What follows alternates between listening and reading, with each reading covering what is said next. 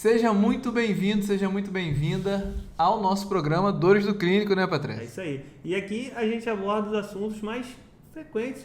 Os clínicos sentem essa dor, essa dificuldade, essa necessidade no dia a dia do consultório, né, É Cauê? isso aí, eu sou o Cauli E eu sou o Patrese. e a gente vai começar esse episódio aqui falando sobre sais anestésicos, né, É Patrícia? isso aí. Sais anestésicos, muitas pessoas têm muitas dúvidas qual sal escolher, por que escolher tal sal anestésico ou qual anestésico eu vou utilizar. E a gente vai tentar hoje esclarecer algumas dúvidas aqui que acontecem na escolha do sal anestésico. Perfeito.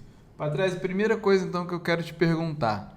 Existe um sal anestésico que ele é um pouco mais universal, que ele tem uma aplicabilidade maior do que os outros? Sim, a gente tem um sal anestésico que é o de primeira escolha na maioria dos casos, tá? Ele é um sal anestésico de muita confiança, ele foi um dos primeiros a serem utilizados na odontologia. Se você não sabe, a odontologia que criou a anestesia, ela descobriu, os dentistas descobriram a anestesia para uso odontológico e daí foi começando a sua utilização. E o primeiro sal anestésico que a gente tem de melhor escolha para o paciente seria talvez a lidocaína, tá? Por quê? Porque ela se adapta na grande maioria de todos os pacientes.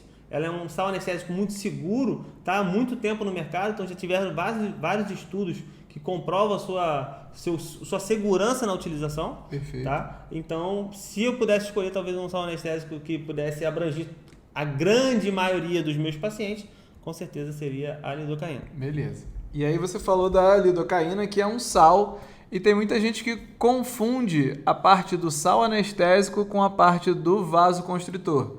Então, o sal anestésico, esse mais universal, seria a lidocaína com adrenalina. Com adrenalina. As pessoas às vezes confundem assim, mas eu tenho que escolher um anestésico, meus pacientes têm alergia, sei lá, a epinefrina. A epinefrina, ela não é um sal anestésico, ela é um vasoconstrictor. Perfeito. E a gente pode ter um sal anestésico com dois tipos de vasoconstrictor, que, por exemplo, é o exemplo da lidocaína. A lidocaína pode ter dois tipos de vasoconstrictor. Diferente da prilocaína, que a prilocaína ela está sempre associada com a felipressina, tá? Então ela está sempre associada com esse tipo de vasoconstritor. Entendi. Fora isso, é prilocaína sem vaso, que a gente tem no Brasil comercializado. Beleza. Então, quando o dentista chega para o paciente, ou o paciente mesmo chega falando para o dentista que ele não pode tomar anestesia com vasoconstritor, ou o próprio dentista falar, vou te dar uma anestesia sem vasoconstritor, por qual motivo esse dentista usaria essa anestesia sem vaso?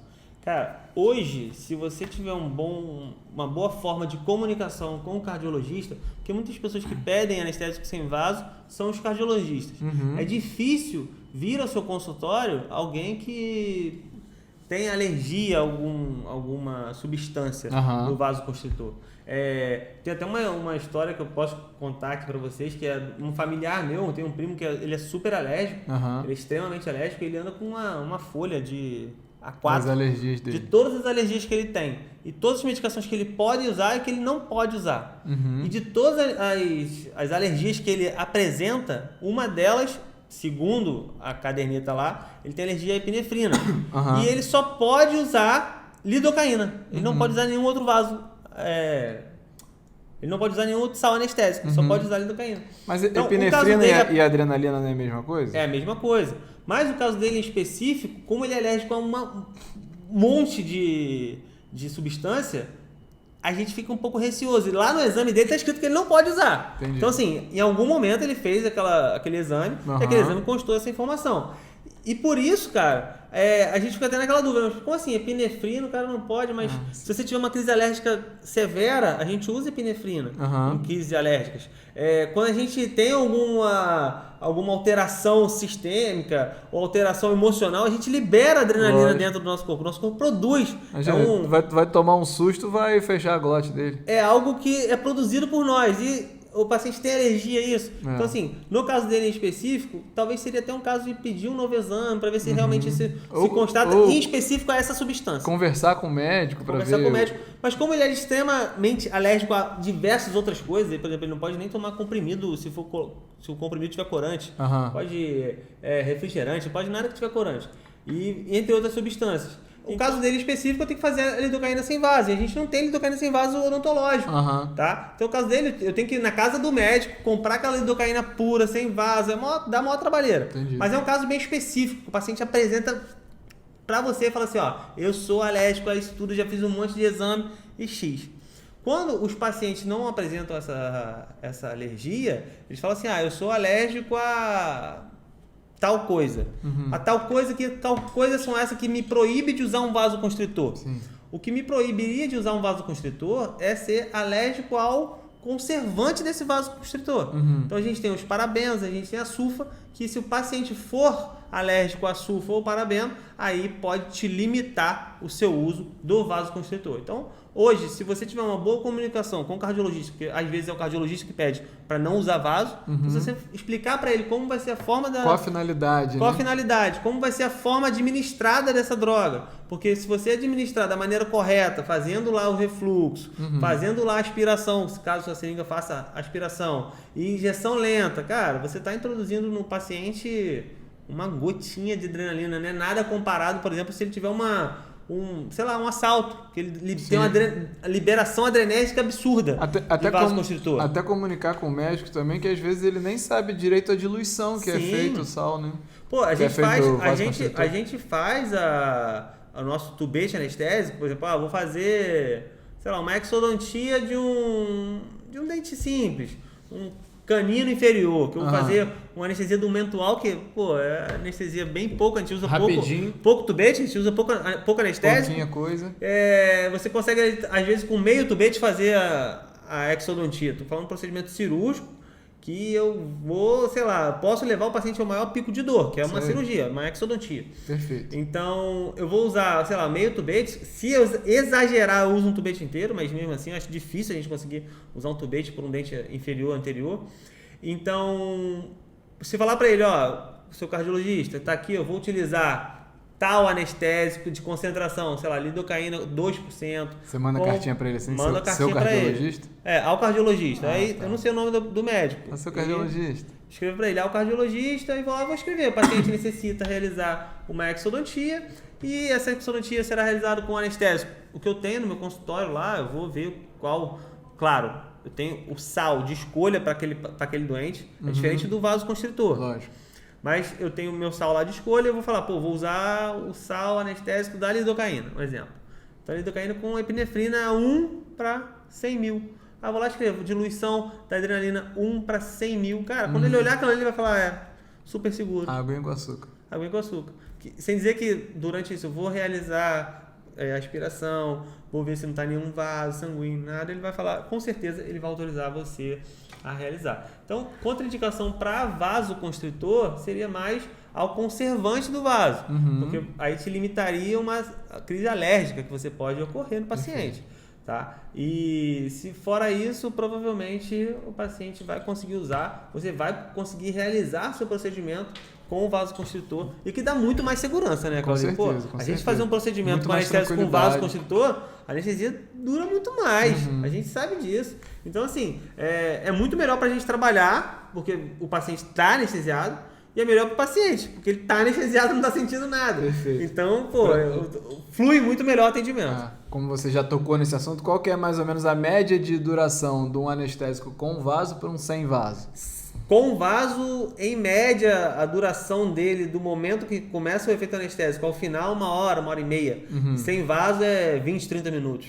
Olha só, é quase o triplo de ação, né, que a gente tem. Isso, tô falando de anestesia tecidual. Sim. Se for tecido pulpar, às vezes é até menos, uns 15 minutos. Se 15 tiver a 20 inflamado, minutos. então... Por exemplo, se tiver que fazer um acesso, uma endo, usar um anestésico sem vaso, tem grande chance de você conseguir 10, 15 minutos só de anestésico, de efeito anestésico pulpar. Você está fazendo acesso, tá? Agora, vou fazer tecidos moles, sem vaso, aí talvez perdure 30 minutos, um pouquinho mais. Porque tecidos moles, sem processo inflamatório, o efeito anestésico pode ser um pouco mais prolongado. Mas normalmente é isso, 20, 30 minutos.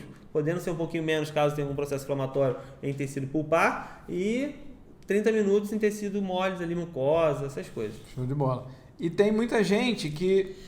Vamos nas situações agora. Por exemplo, paciente que é hipertenso. Hipertenso. Pode usar anestésico com vaso, então? Pode usar anestésico com vaso. Desde use com moderação, né? A gente não pode, a gente sabe que para usar um anestésico, para começar, a gente tem que fazer a nossa conta de tubetes que o paciente vai fazer. Aí por isso que é importante você saber lá quanto peso o paciente tem, coletar aquelas informações na anamnese inicial, para você poder fazer a sua escolha do seu sal anestésico de maneira correta e aí usar uma devida quantidade. Perfeito. Em pacientes hipertensos, aí que se faz talvez a utilização do vaso, porque você vai usar menos anestésico ainda. Perfeito. Então assim, se você souber indicar o anestésico certo e falar para o cardiologista a forma que você vai utilizar, com certeza ele vai deixar você usar esse anestésico com vaso. Eu falo isso por experiência própria.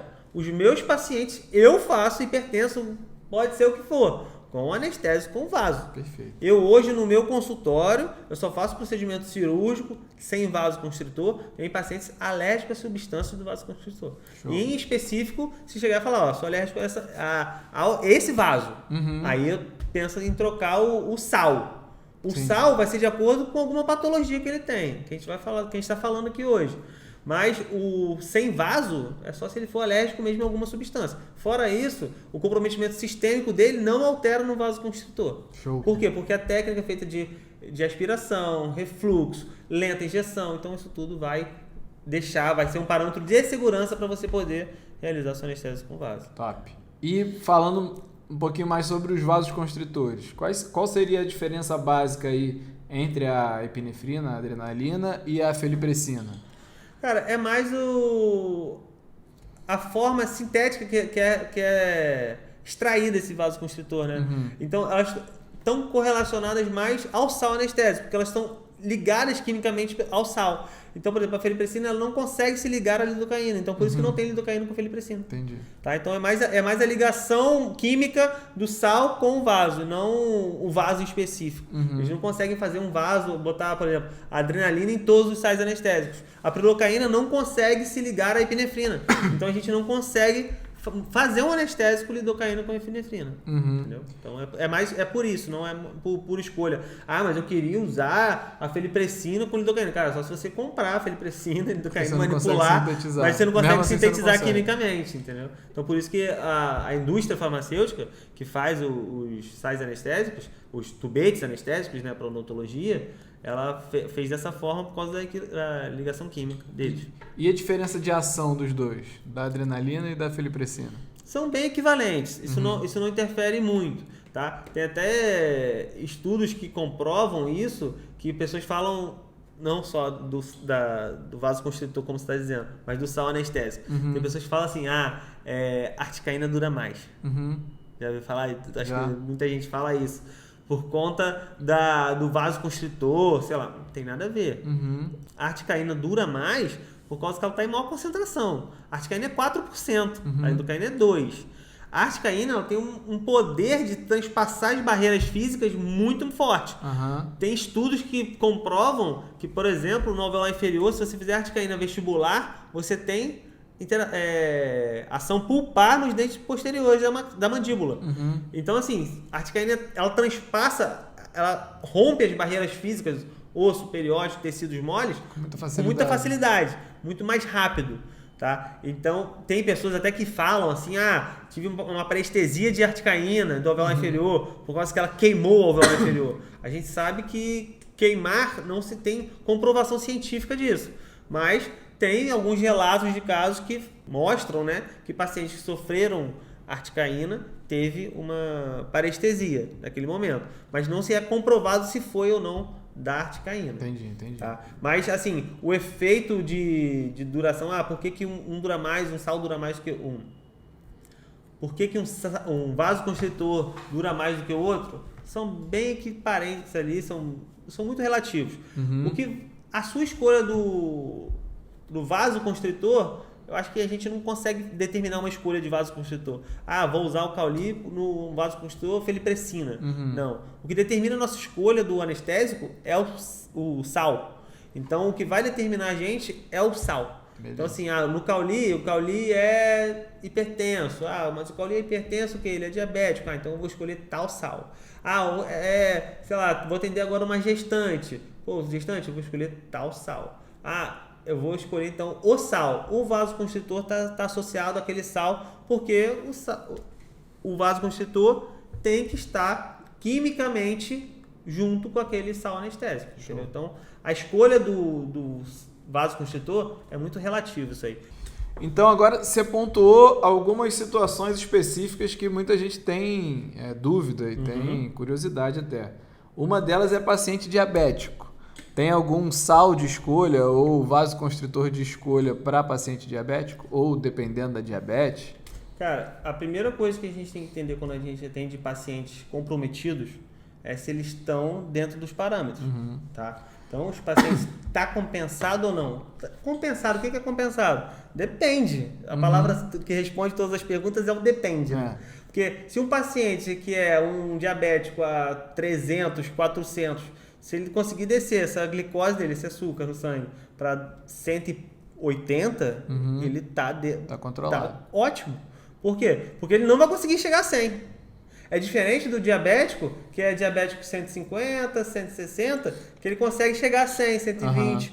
Então, os parâmetros desse paciente é diferente. Entendeu? Então, isso tudo tem que ser levado em consideração. Se o paciente tiver, por exemplo, eu sou diabético, diabético controlado, eu aferi minha glicose aqui, fiz aquele HGT, que é o hemoglicoteste, na hora do consultório, e vi lá minha diabetes está controlada, tá 100, sei lá. Eu sou diabético 160, 180, e agora tá 100 aqui porque eu fiz a dieta direitinho. Qual anestésico que eu escolho para ele? Posso escolher lidocaína? Posso escolher mepivaccaína? Só para a gente pontuar aqui, os anestésicos que a gente tem de odontológicos são esses: MEP, lido, arte, prilo. São os 4. Tá bom. São 4. A gente tem esses 4 tipos de anestésicos. Então, a gente pode utilizar para diabético prilocaína? Podemos utilizar prilocaína. A gente pode usar em diabético lidocaína? A gente pode usar lidocaína. A gente pode usar MEP? Podemos usar MEP. A gente pode usar arte? Podemos usar arte. Quando que a gente escolhe cada tipo de coisa? A primeira escolha pro diabético seria, talvez, a prilocaína. Então, por que a prilocaína é a primeira escolha para diabético? Ainda mais se o diabético for aquele diabético meio que descompensado. Não está totalmente controlado. Não está totalmente redondo. Ou aquele diabético que está compensado, mas está compensado alto. Tá? Por quê? Não é por conta do fator associado só ao sal anestésico. Tá? Porque o sal anestésico ele vai ter uma influência no diabético. Porque ele vai sintetizar as fibras, né, do sistema nervoso do paciente, mas a prilocaína está mais associada ao diabético por conta da felipressina, que é o vasoconstritor. Lembra que a gente falou que a gente às vezes escolhe o sal pelo vaso e não o vaso pelo sal? O sal está sempre associado àquele vasoconstritor. Então, o que vai determinar no diabético em especial é a felipressina. São pacientes que levam anestesia de epinefrina. A epinefrina, por ter esse efeito oposto à insulina, ele pode aumentar o nível de insulina, a epinefrina. Diferente da felipressina, que a felipressina, por ser sintética, ela faz o efeito vasoconstritor sem alteração glicêmica. Entendeu? Então a gente escolhe a prilo pela felipressina. Beleza. Entendeu? Então por isso que a gente escolhe a prilocaína de primeira escolha. Mas o paciente chegou lá no seu consultório, tá normal, cara? Tá 100, sei lá, eu sou diabético, mas tá 100, tá normal? Pode ir ali, porque por mais que ele tenha uma leve alteração da glicose, quem está em 100 vai levar para 120, 130, que também para o diabético é considerado normal, entendeu? Agora, se ele já for aquele diabético descompensado, ou o paciente chegou aqui, eu preciso fazer um procedimento de emergência. O Cauli chegou aqui com o dente quebrado, pulpite, eu preciso fazer pelo menos um acesso. Bum, diabético. Olhei lá, dedinho, 300. Esse paciente é um paciente para você fazer uma anestesia com prilocaína. Porque a gente sabe que se usar qualquer um outro pode alterar ainda mais, porque já está descompensado. Perfeito. E você está atendendo uma emergência. Então, nesses casos específicos, a gente vai para a primeira escolha. Por isso que a gente tem sempre uma primeira escolha. Perfeito. Depois daquela primeira escolha, esse paciente pode ter exceções que a gente escolhe algum outro sal anestésico. Show de bola. E a paciente que é gestante, Patrícia? Paciente gestante chega lá no consultório com dor, tem que fazer... Tá com uma cárie, tem que fazer um acesso, tem que fazer uma exo. A gestante, a primeira escolha para gestante é a lidocaína. É o sal anestésico de primeira escolha.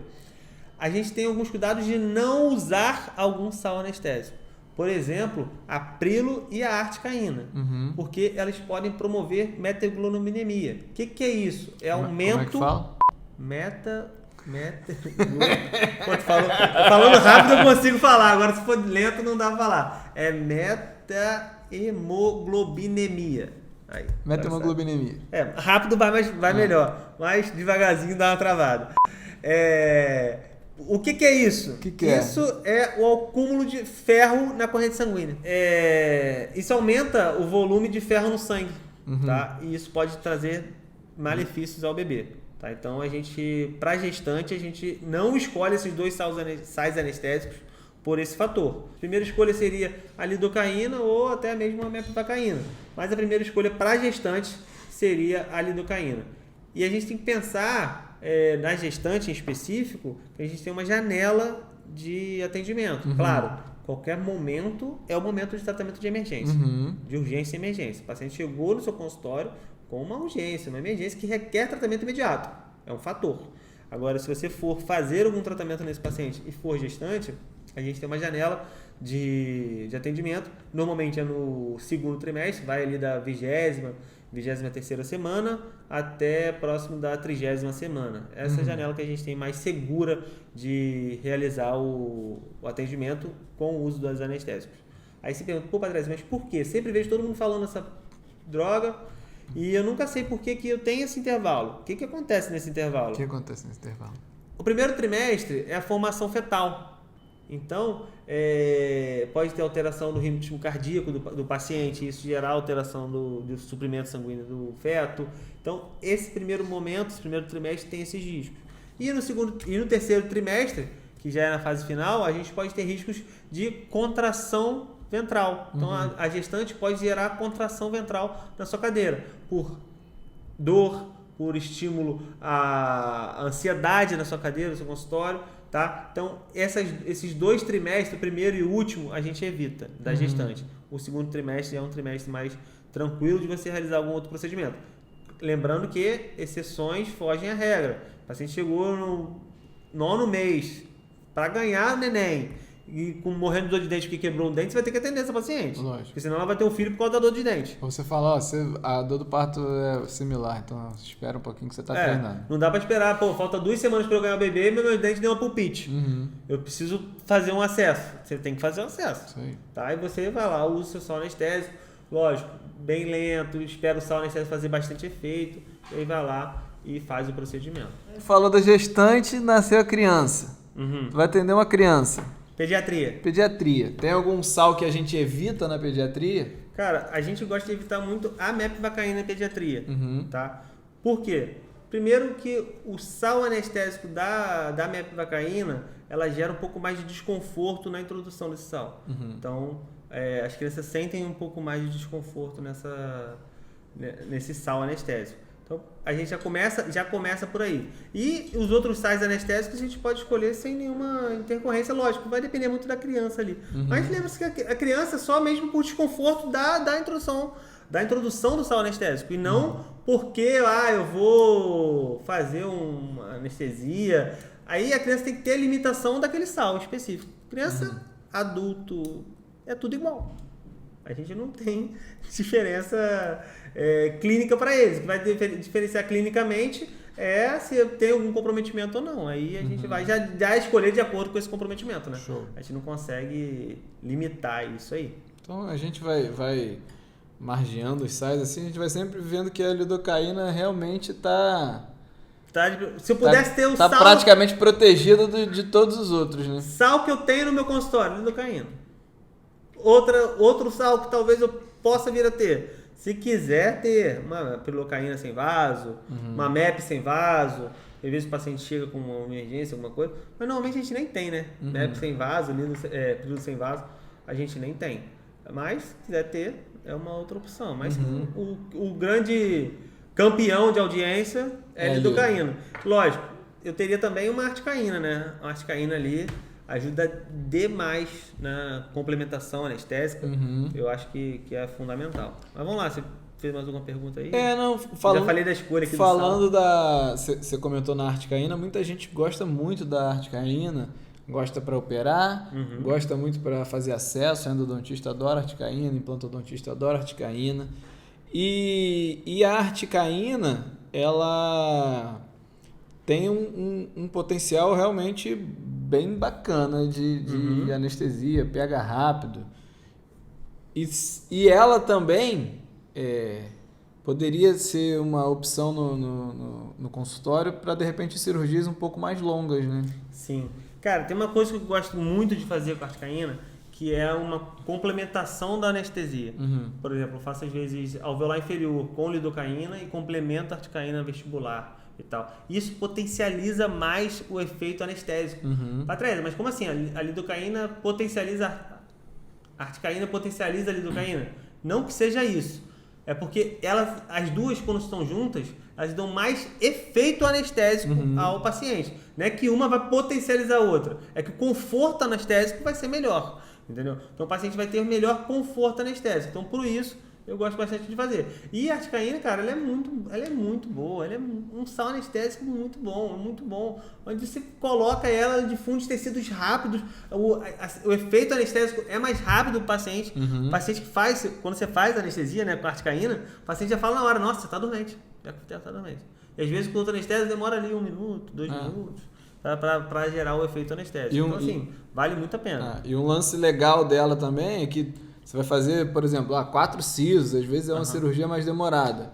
É um anestésico que ele é absorvido mais rápido pelo corpo, né? Então tem uma chance menor de toxicidade se você precisar complementar outras vezes. Né? E tem a vantagem também por ela, lógico, ela sair mais rápido do organismo, ela surtir efeito mais rápido, você acaba utilizando menos anestésico. Então você consegue fazer um procedimento mais longo usando menos anestésico. Perfeito. Então isso é um fator importantíssimo na nossa escolha do sal anestésico. Sim. Isso também são fatores que a gente tem que levar em consideração. Porque se eu for fazer um procedimento, no Cauli, que tem, sei lá, 80, 90 quilos, e for fazer o mesmo procedimento numa paciente que tem 50 quilos, eu vou ter que usar, na paciente que tem 50 quilos, muito menos anestésico que eu vou ter que usar no Cauli. Mas eu parto do parâmetro, cara. Por que na paciente que eu tenho 50 quilos, eu vou fazer um procedimento que, sei lá, fazer os 4 sisos, vou levar para a parte cirúrgica, fazer os 4 sisos na paciente de 50 quilos, e nessa paciente eu consigo usar 4 tubetes, 5 tubetes, por que no Cauli que tem 90 eu tenho que usar 10 tubetes? Não tem parâmetro para isso. Então, se eu nessa paciente eu consigo usar essa quantidade de tubetes, no Cauli eu tenho que também conseguir realizar esse procedimento. Vai ser similar, né? Com essa quantidade de tubetes. Então, se para um paciente que é mais franzino, que eu consigo usar essa quantidade de tubetes, eu vou optar por um anestésico que me dê um melhor efeito. Um anestésico que eu consiga fazer pouca utilização e gere um efeito anestésico melhor. Perfeito. Então eu vou escolher um sal anestésico que me dê mais esse conforto. Que sal anestésico é esse? Por exemplo, a articaína. Show de bola. A articaína está aqui para ajudar a gente. Aí você entra naquele parâmetro. Patrícia, então eu vou fazer os inferiores, eu vou usar a articaína para fazer o alveolar inferior. Mas, a articaína dizem que dá parestesia química. Parestesia química. Porque ela rompe os tecidos mais rápido e esse rompimento gera a parestesia química. Aí você pensa, mas tem artigos comprovando isso? Não, tem artigos que citam parestesia com o uso de articaína. Mas não é comprovado que a articaína gera parestesia. Você não tem como cravar que foi por conta do sal. Do sal. Por quê? Porque a técnica anestésica pode gerar parestesia. A técnica anestésica do alveolar inferior, ela pode gerar parestesia. Como? Por exemplo, toque direto com a agulha. O traumatismo da agulha no nervo pode gerar parestesia. Eles podem fazer até por associação, né? Fizemos tantas com lido e tantas com arte, teve mais com arte, mas eles não têm como comprovar o negócio. Comprovar que foi. Por quê? Porque de estudos, né, seccionais, veem que a articaína não tem essa força química para romper a bainha de mielina, que é o que envolve o nervo, tá? Mas, até que se prove o contrário, sim, você pode ter algum caso de parestesia com articaína. Então, nesse caso, você pode fazer lá lidocaína lá no alveolar inferior, associar os anestésicos, não tem problema nenhum. E complementar com a arte. Show entendeu? De bola. Na vestibular, a gente sabe que a articaína tem esse transpasse, né? Esse rompimento das barreiras físicas mais fácil. Então, ela consegue romper até a cortical mandibular. Então, a gente tem esse transpasse anestésico melhor, então você vai conseguir usar menos anestésico e gerar um conforto melhor para o seu paciente, que é o que a gente procura quando a gente faz uma anestesia. Perfeito. Cara, e uma coisa que a gente encontra e que algumas pessoas vêm, inclusive, perguntar, a diferença entre você anestesiar com um tubete de vidro e você anestesiar com um tubete de plástico. Cara, é uma diferença absurda. Assim, não é que o efeito da anestesia se torne mais rápido, tá? Mas a duração da anestesia é muito melhor, tá? Primeiro, o tubete de vidro, ele desliza, o êmbolo traseiro da anestesia, quando a gente faz a técnica anestésica, o êmbolo traseiro ele desliza mais fácil. Ele não só, a facilidade do deslize... E aí a técnica fica mais confortável, né? A técnica é mais indolor ao paciente. O deslize, por ser mais fácil, ele consegue fazer o movimento do refluxo com mais facilidade, refluxo e aspiração, então te dá mais segurança na sua técnica, para você saber que realmente não está introduzindo sal no local errado, porque se você introduzir, por exemplo, um sal dentro do plexo venoso da maxila, então a gente tem que ter sempre o cuidado ali da introdução. O êmbolo tem que estar sempre conseguindo fluir bem, para você poder fazer esse refluxo, poder fazer a injeção de boa. E uma coisa, cara, que muita gente faz, eu não sei porquê, é enfiar o tubete dentro do álcool. Tá? Quando a gente coloca o tubete dentro do álcool e depois faz a anestesia no paciente, muitos pacientes, se você faz isso, você vai ver, seus pacientes reclamam que a anestesia está ardendo. Por quê? Porque o tubete não é 100% vedado. Ainda mais o de plástico. Ainda mais o de plástico. O de vidro e de plástico, eles são muito equivalentes nessa vedação do tubete. Então, quando você mergulha o tubete na solução do álcool, o de plástico já some até o nome.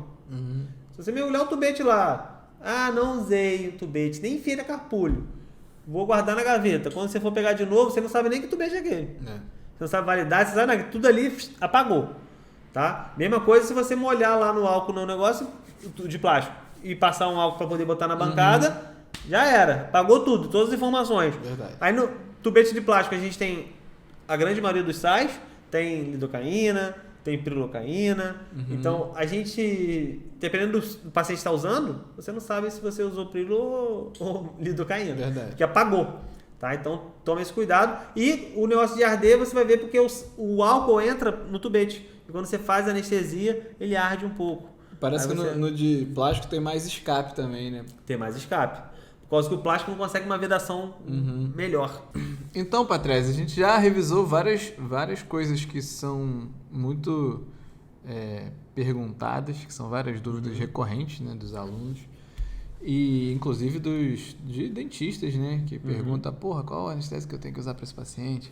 Tô atendendo um hipertenso, chegou uma grávida lá no consultório. E beleza, já peguei algumas informações, vou para o meu consultório, vou para minha sala.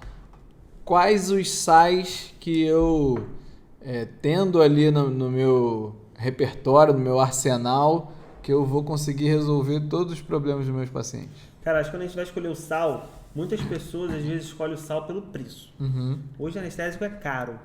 Por exemplo, se a gente for pegar uma lidocaína, vou dar um exemplo da lidocaína, de vidro, é R$100 mais ou menos, R$120. Uma caixa, vem 50, vem 5 blisters de 10.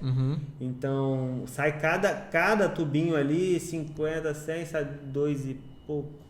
É isso? Quanto? R$100. Vou botar R$100. R$100, se for 50 dá 2. Dá R$2. Vou botar R$100 para arredondar, ficar fechado na conta. E se você for pegar uma caixa de plástico, dá R$25, R$30 na caixa. Com 50 também, que sai pelo menos de R$1 a unidade. Um quarto do preço. Um quarto do preço. Então, assim, se você... sai 50 centavos na unidade, um quarto do preço sai 50 centavos. Não é isso? 50 centavos. Vamos botar R$25 a caixa. Tá mais ou menos em torno disso. Então, acho que talvez algumas pessoas, por ter um volume de pacientes grandes e cobrarem um pouco menos, a gente acaba comprando um anestésico de plástico. Mas você pensa, sai R$2 um tubete.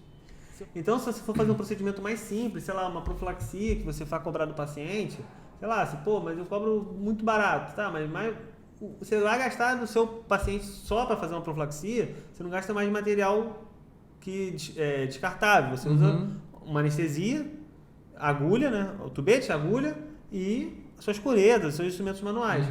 Então você vai ter um custo muito baixo. Sei lá, pô, se eu for fazer uma profilaxia, eu preciso de anestesia o quê? Terminal. Então eu posso fazer local, onde eu vou fazer a raspagem ali que o paciente sente mais desconforto.